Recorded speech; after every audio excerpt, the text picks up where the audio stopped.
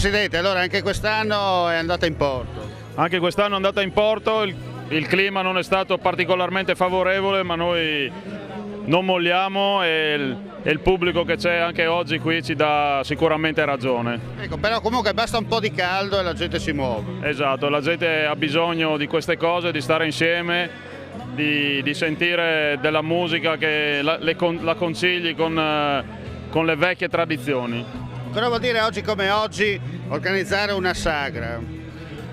Oggi come oggi organizzare una sagra non è una cosa semplice, l'ho ricordato il giorno dell'inaugurazione, la burocrazia sicuramente non dà una mano, la politica promette e il più delle volte non mantiene e quindi per chi si prende la responsabilità di organizzare una festa è sempre più difficile, quasi che i volontari lavorando gratuitamente dessero fastidio, questa è una cosa che non è piacevole. Questi sono i punti da battere, perché voi fino a prova contraria siete dei volontari che tengono in vita una tradizione del paesana e la burocrazia invece vi sta bastonando per far chiudere queste cose.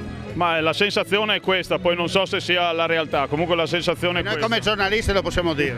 Va bene, i nostri guadagni si possono vedere qua perché gli investimenti che sono stati fatti sono notevoli e noi lo facciamo perché crediamo in queste cose, crediamo che ci sia ancora bisogno di stare assieme accanto a un bicchiere di vino.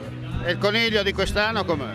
È sempre buonissimo, provi a chiedere in giro e le daranno sicuramente questa risposta, posso mettere la mia Nero su firma. bianco.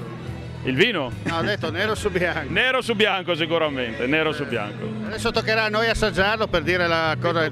Avrete questa incombenza.